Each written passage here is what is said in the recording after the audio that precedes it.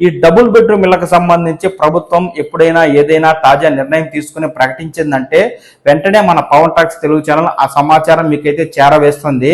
ఎప్పటికప్పుడు ఈ సమాచారాన్ని మీరు ఈ ఛానల్ ద్వారా చూసి తెలుసుకుంటూ ఉండడం కోసం ఈ పవన్ టాక్స్ తెలుగు ఛానల్ని లైక్ చేసి సబ్స్క్రైబ్ చేసుకోండి. హాయ్ ఫ్రెండ్స్, డబుల్ బెడ్రూమ్ ఇళ్లకు సంబంధించి తెలంగాణ ప్రభుత్వం తాజాగా బిగ్ అప్డేట్ అయితే ఇస్తుందండి. ఖాళీగా ఉన్న 69,000 డబుల్ బెడ్రూమ్ ఇళ్లను జాగా లేనిటువంటి నిరుపేదలకు ఇవ్వాలని నిర్ణయించింది.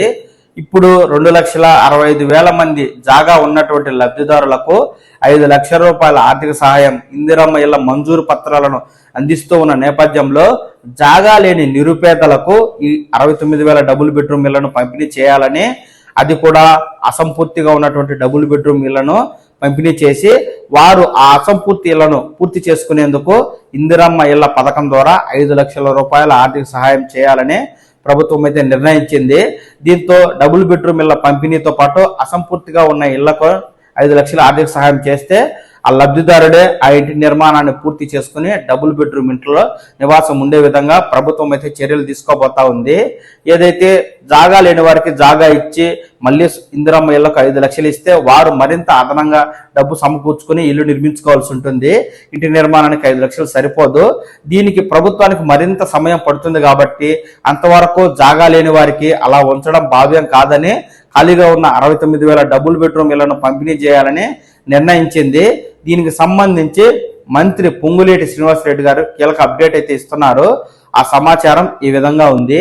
గత ప్రభుత్వ హయాంలో అసంపూర్తిగా ఉన్న డబుల్ బెడ్రూమ్ ఇళ్లను సొంత జాగా లేని ఇందిరమ్మ ఇళ్ల దరఖాస్తులకు ఇవ్వాలని ప్రభుత్వం నిర్ణయించింది.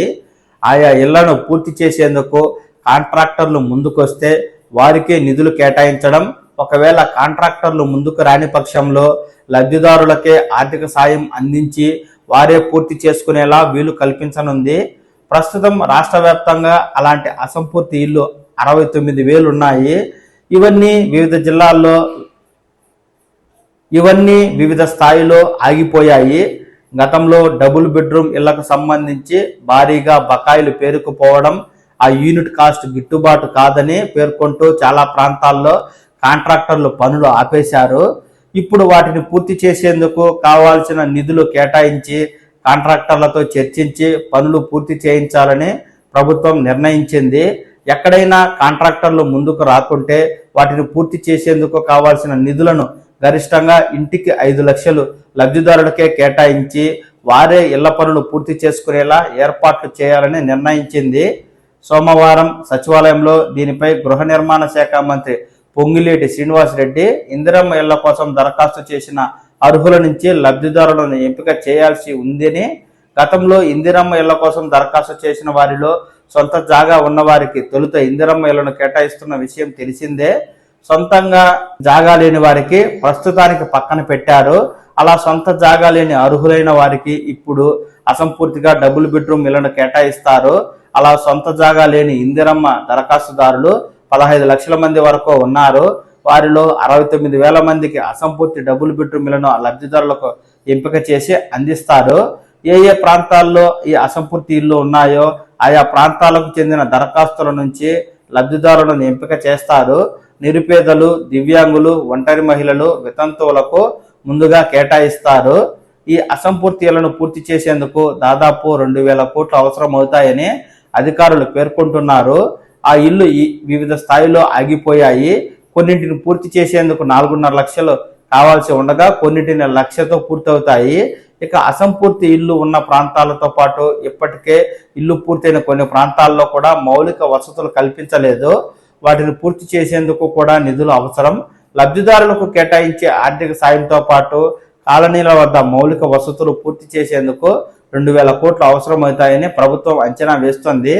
తమ ప్రభుత్వం అధికారంలోకి వచ్చిన తర్వాత డబుల్ బెడ్రూమ్ ఇళ్ల వద్ద మౌలిక వసతులు కల్పించడంతో పాటు అసంపూర్తిగా ఉన్న 1,61,000 ఇళ్లను పూర్తి చేసేందుకు 640 కోట్లు వెచ్చించామని మంత్రి పొంగులేటి శ్రీనివాసరెడ్డి గారు చెప్పగా, అలా పూర్తి చేసిన 98,000 ఇళ్లను లబ్ధిదారులకు కేటాయించామన్నారు. ఇంకా 69,000 ఇళ్లు పూర్తి చేయాల్సి ఉందని, ఇందుకోసం లబ్ధిదారులను గుర్తించి వారికే కేటాయించాలని, ఈ ప్రక్రియను వెంటనే పూర్తి చేయాలని అధికారులను ఆదేశించినట్టు వెల్లడించారు.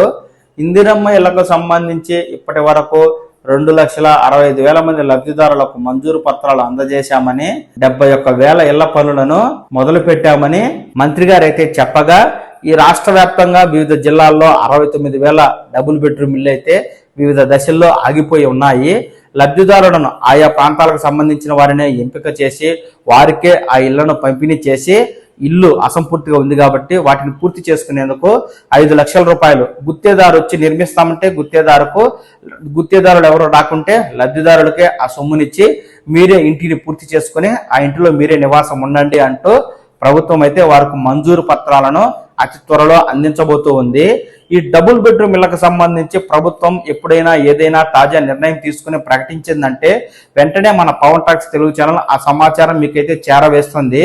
ఎప్పటికప్పుడు ఈ సమాచారాన్ని మీరు ఈ ఛానల్ ద్వారా చూసి తెలుసుకుంటూ ఉండడం కోసం ఈ పవన్ టాక్స్ తెలుగు ఛానల్ని లైక్ చేసి సబ్స్క్రైబ్ చేసుకోండి. నమస్కారం.